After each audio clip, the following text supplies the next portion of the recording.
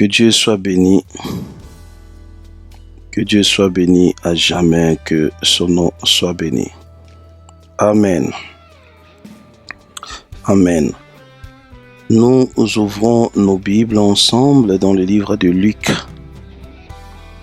Luc chapitre 13. Luc chapitre 13. Luc chapitre 13, nous allons lire le verset 18e. Luc 13, 18, la Bible dit, il dit encore, à quoi le royaume de Dieu est-il semblable et à quoi les comparerai-je? Il est semblable à un grain de sénévé qu'un homme a pris et jeté dans son jardin. Il pousse devant un arbre et les oiseaux du ciel habitent dans ses branches. Voilà.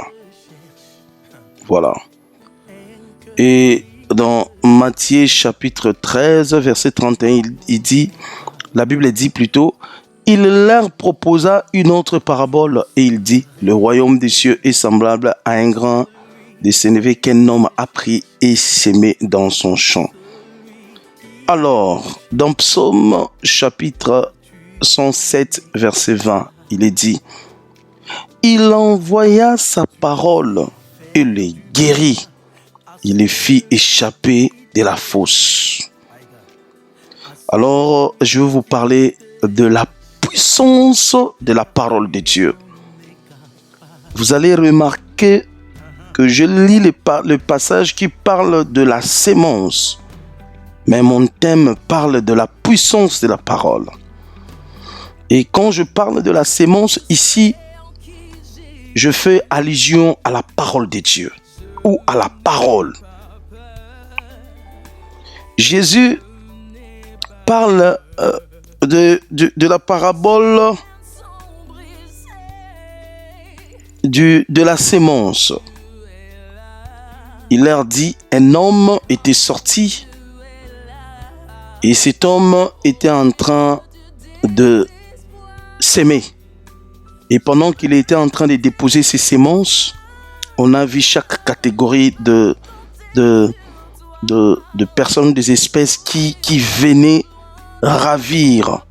On a vu à chaque endroit où la sémence tombait, il y avait de résultats un peu différents des uns des autres. Alors, Jésus nous dit que le royaume de Dieu est semblable à un homme qui a jeté un grain de sénévé dans un champ. Et la Bible dit que la sémence a poussé jusqu'à devenir un grand arbre. Et dans le livre de Psaume, la Bible dit, il envoya sa parole et la parole guérit. C'est-à-dire les répercussions de la parole. La parole a eu des répercussions de là où elle était envoyée. Bien de gens sont victimes de beaucoup de choses. Ils sont en train de vivre des choses bizarres dans leur vie. C'est parce que il y a des semences qui ont germé, qui sont en train de pousser, de devenir des arbres. Et cela est remarquable dans la vie de plusieurs personnes. La puissance de la parole. Tu dois savoir que quand Dieu a créé ce monde, Dieu a utilisé la parole.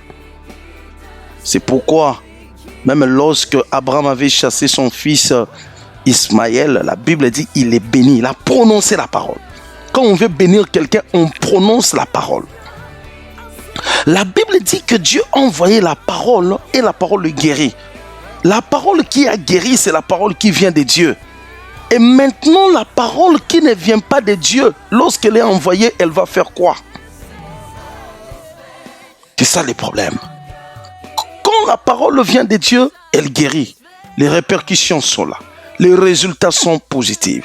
Mais quand la parole ne vient pas de Dieu, elle vient quand même. Et c'est quoi les résultats? Lorsque la sémence tombe au sol, cette sémence pousse.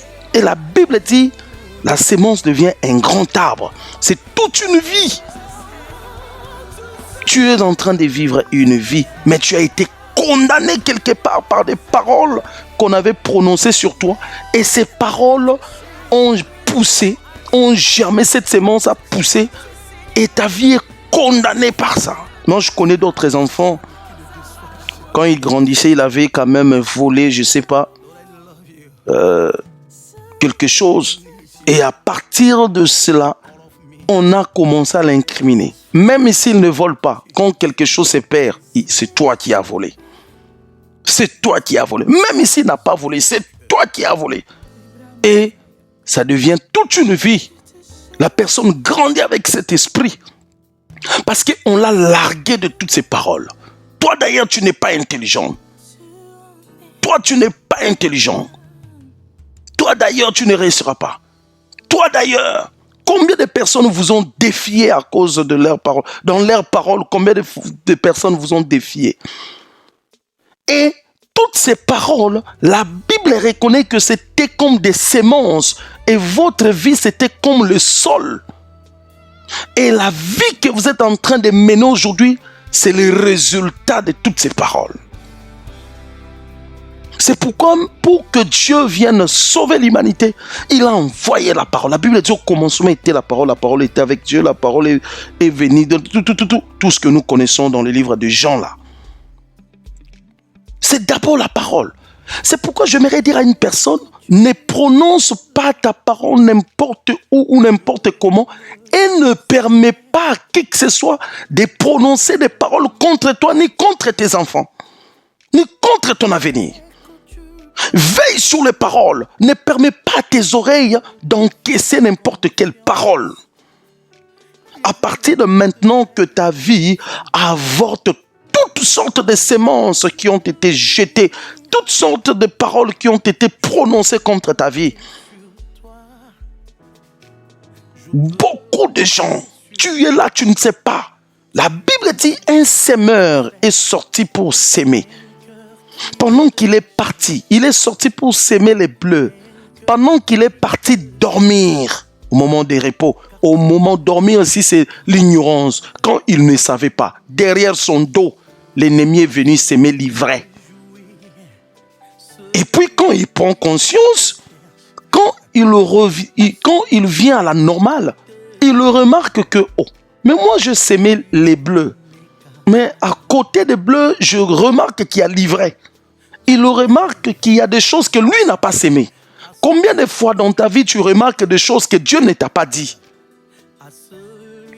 Dieu te promet autre chose, mais tu vis autre chose. L'ennemi a s'aimé.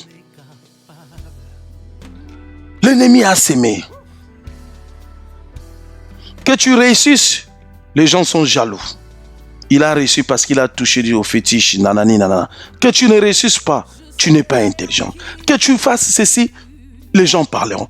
Aujourd'hui, tu dois ou tu vas refuser toutes sortes de paroles qui ont été prononcées. Je te dis, beaucoup de choses que tu vois dans ta vie, c'est à cause de ces semences-là. La parole qui vient de Dieu, la Bible dit, il envoya et la parole guérit. Ça, c'est la parole qui vient de Dieu. Et la parole qui ne vient pas de Dieu alors, elle fait quoi? La parole qui vient de Dieu bénit. Et la parole qui ne vient pas de Dieu fait quoi? Mais j'aime ce que la Bible dit. Le maître a dit, laisse les bleus et l'ivraie croître ensemble. Au jour de la récolte, je mettrai les bleus à part et l'ivraie sera brûlée. C'est pour dire que les jours de la récolte, c'est le jour de la prise de conscience. Le jour du réveil. Quand je vais prendre conscience, comme j'ai pris conscience, maintenant, je dois prendre les blés, mettre de côté, livrer à part. Les bleus, c'est ce que tu connais, le plan que Dieu a t'a montré pour ta vie, les projets, les promesses, les prophéties, les rêves, les visions. L'ivraie, c'est ce que tu remarques. Des choses qui viennent, tu ne les as pas appelées, tu n'as pas planifié, mais tu remarques que ta vie est en train de faire comme ces choses-là t'imposent. Tu remarques que ta vie est en train de prendre une tournure, de prendre le virage que tu n'avais même pas prêté, même pas emprunté. Ta vie est en train de prendre un autre chemin. C'est ça l'ivraie. Qui t'a mis ça? Ton nom est déjà dans une liste quelque part. C'est ça l'ivraie. Des choses qui ne viennent pas de Dieu, des choses que l'ennemi te ramène sans ta volonté. La personne qui avait sémé l'ivraie, il n'avait pas sémé l'ivraie par la volonté du maître du champ. Maintenant, j'aimerais dire à une personne de se réveiller et de prendre les bleus, mettre de côté, travailler sur le blé, valoriser les bleus, valoriser les dons, la grâce que tu as, et de côté, prendre l'ivraie, le jeter au feu. La prise de conscience. Le maître est venu, il a trouvé que non, ça c'est pas moi. Toutes sortes de paroles. Même si ces paroles ont été prononcées il y a cela 10 ans, tu as le devoir de les annuler au nom de Jésus. Lorsqu'une sémence est déposée au sol, la sémence ne sort pas le même jour. Ça ne sort pas le même jour. Ça met du temps. Ça met des racines avant que la sémence pousse. Ça s'enracine d'abord dans l'invisible, au sol, là où tu ne vois pas. La sémence, avant de germer, elle a d'abord besoin de savoir que je mène à la force. J'ai trouvé mes racines, j'ai posé mes racines, je me suis bien installé. Et après un temps, elle commence à pousser jour après jour, elle prend la hauteur. C'est comme ça. Des choses que tu as fait, que tu n'as pas fait. Une sémence qu'on a déposée dans ta vie, qui a tellement pris de l'espace dans ta vie. Papa Simba Sokinkodia, tu es victime de ça. Papa Simba Kisimoro quelque part, tu es victime de ça. Maman Zalasobe, tu es victime de ça. Jalousie en batuba prononça makambu sur yo, tu es victime de ça. Tu es victime de ça, des gens qui t'ont limité par leurs propos. Aujourd'hui, tu dois te réveiller, tu dois revenir dans les champs. Les champs, c'est ta vie, tu dois regarder, tu vas faire le check-up, tu dois dire que ça, je ne reconnais pas d'avoir mis ça dans ma vie. Je ne reconnais pas d'avoir planifié ça dans ma vie. Et ça doit être brûlé au nom de Jésus. Tu es dans le quartier, ce que les gens prononcent contre toi, tu ne sais pas. Oh, tu ne sais pas. Ceux qui sont en train de déclarer sur toi te concernant, tu ne connais pas. Et pourquoi tu dors? Pendant que tu dors derrière ton dos, et ils larguent les paroles. Ils disent des paroles, ils prononcent des paroles. Ils te souhaitent la malédiction. Ils se complotent contre toi. Ils disent des choses contre toi. Ils bloquent même ta bénédiction.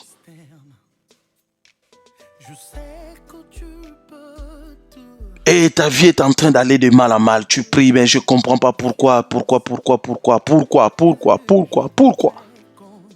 À cause d'une sémence que Dieu n'a pas envoyée. Une sémence qu'une autre personne a envoyée.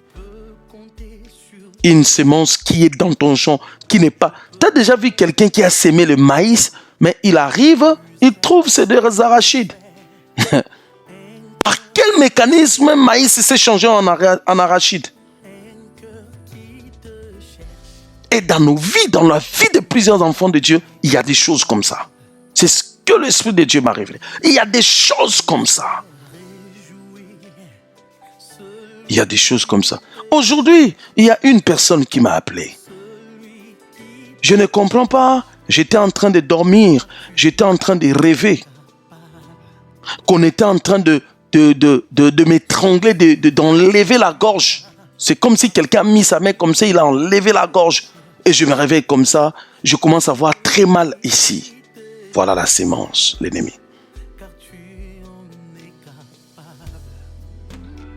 autre personne m'a dit, homme de Dieu, je ne comprends pas. Il y a ma tante qui me disait, moi c'est Kitoko, quand je grandissais, oh, une belle femme. Toi, les maris vont comme toi, les garçons vont commencer à te courir derrière. Et je me suis rendu compte aujourd'hui, toute ma vie, je n'arrive pas à me stabiliser avec une seule personne. Vivre avec une seule personne, je n'arrive pas. Je cours après tel, après tel, après tel. J'ai l'instabilité. Je fais l'enfant avec tel, l'enfant avec tel, l'enfant avec tel, l'enfant avec tel, l'enfant avec tel. Une sémence, en blaguant, mais la sémence a pris des racines.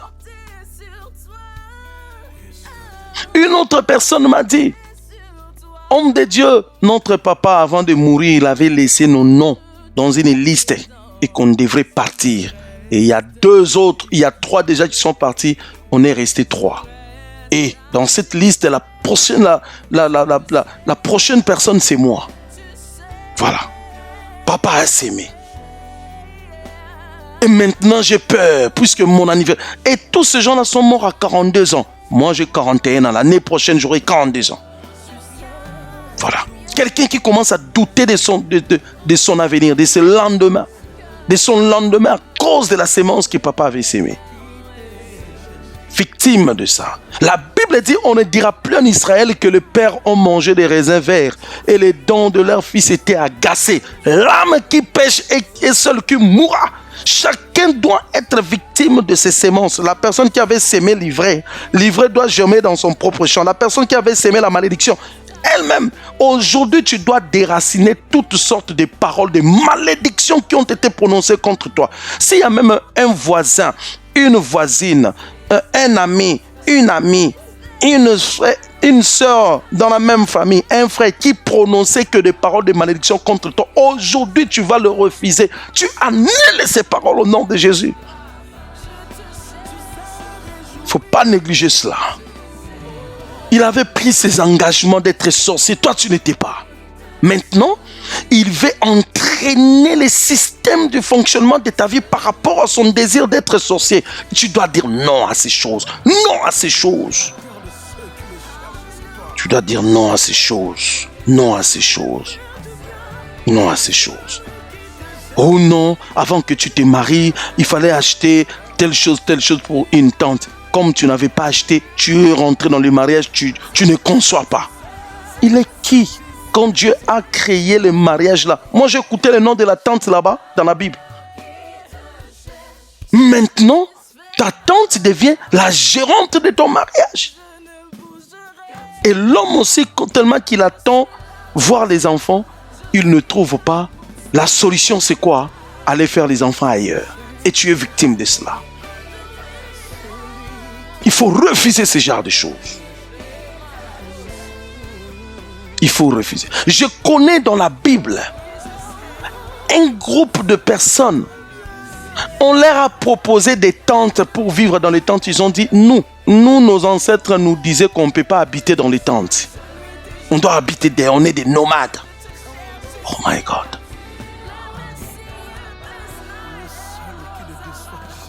Aujourd'hui, tu dois annuler toutes ces choses au nom de Jésus. Il faut que ça stoppe. Il faut que ça stoppe au nom de Jésus. Vraiment, il faut que ça stoppe au nom de Jésus.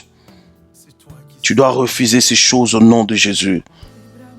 Je disais que tu dois refuser ces choses au nom de Jésus. Il faut que ça cesse. Il faut que ça cesse. Mais la Bible dit, tout ce que mon Père n'a pas sémé est déraciné. C'est-à-dire que Dieu ne laissera pas sur la terre une créature que lui n'a pas mis. En fait, il n'existera pas sur la terre ce que Dieu n'a pas mis. Il faut que dans ta vie, quand tu regardes ta vie, que tu dises non, ça c'est pas normal, je veux pas ça. Tu l'enlèves. Tu dis non, je veux pas vivre ce genre de choses. Je ne veux pas vivre ce genre de choses. Je le refuse.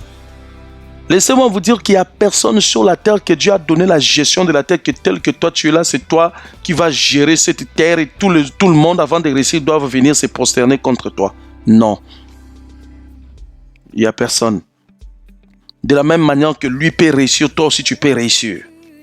De la même manière que lui peut faire des enfants, tu peux aussi faire tes enfants. De la même manière qu'il peut se marier. Il y a des gens, si lui est marié, il ne mérite pas que les autres soient mariés. Il commence à dénigrer les autres. Comme si c'est lui seul ou c'est elle seule qui mérite le mariage. Si elle a juste essayé d'étudier, elle a des diplômes là, les autres sont devenus comme je sais pas. Qui te dit que la vie c'est seulement les diplômes? La vie ce n'est pas les diplômes, la vie c'est les plans que Dieu a tracés pour chacun. Il y a beaucoup de gens comme ça. Parce que tu as des diplômes, tu commences à insulter les autres, ils ne sont pas intelligents. Parce que tu n'es pas tu es marié, ceux qui ne sont pas mariés, tu commences à les insulter. Parce que tu as des enfants, tu commences à insulter les gens qui n'ont pas des enfants. Dieu te confondra. Dieu va te confondre. Et que Dieu confonde toutes ces personnes qui ont eu à prononcer des paroles de malédiction sur votre vie au nom de Jésus. Au nom de Jésus. Et j'aimerais qu'aujourd'hui, que seule la sémence que Dieu a déposée germe dans votre vie. Germe dans votre vie.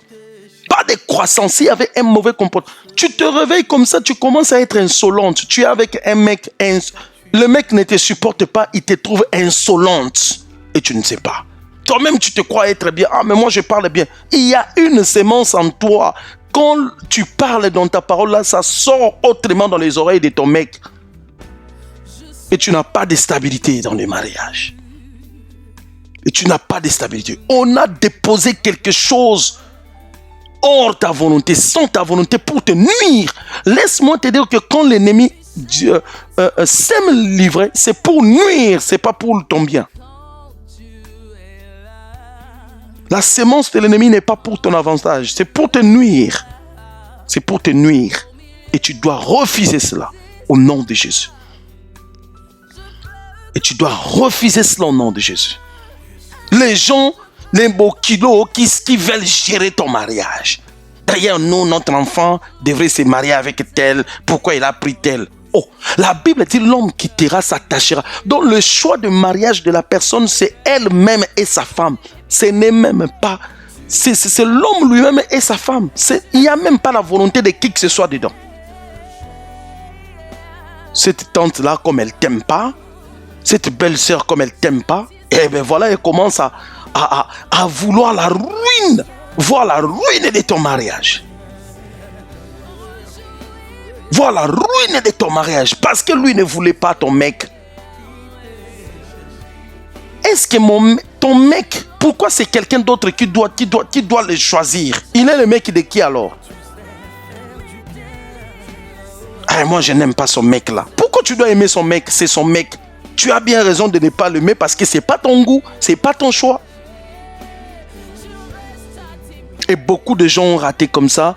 Un homme vit l'approche, une femme, et là, tellement que les amis ont dit, la femme n'est pas belle, l'homme là, il ne sait pas parler.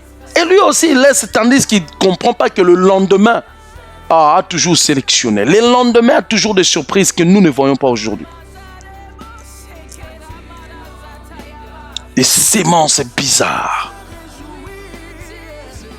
Alors tu dois reconnaître à partir de maintenant dans ta vie, tu dois accepter que seule la parole de Dieu prenne des racines au nom de Jésus. Que seule la parole de Dieu prenne des racines au nom de Jésus. Seule la parole de Dieu. En dehors de la parole de Dieu, rien d'autre. Seule la parole de Dieu. Seule la parole de Dieu. Que la sémence, les rêves que Dieu t'a montrés, les prophéties qu'on a à prononcer sur ta vie, la parole de Dieu que tu lis, c'est cette parole qui doit germer. En dehors de cette parole, tout ce qui est anormal, déracine-les au nom de Jésus. Refuse cela au nom de Jésus. Refuse cela au nom de Jésus. Laisse qu'en 2021, que ta vie prenne la forme de la parole de Dieu, la forme de tout ce que Dieu a planifié. Pas de tout ce que les hommes ont décidé. Non.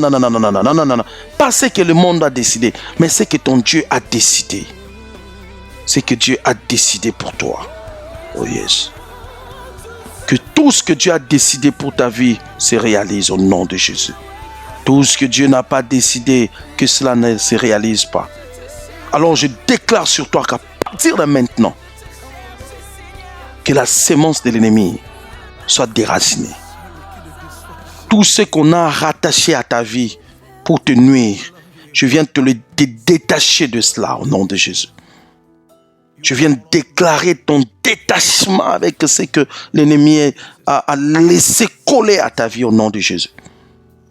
À partir de maintenant, que ta vie devienne différente et que Dieu te donne une nouvelle histoire au nom puissant de Jésus. Alors élève ta voix, commence à prier par rapport à la parole que tu viens d'écouter. Prie au nom de Jésus. Prie au nom de Jésus. Prie sérieusement. Braba Chandra Baba yes. Hallelujah. Hallelujah. Yes.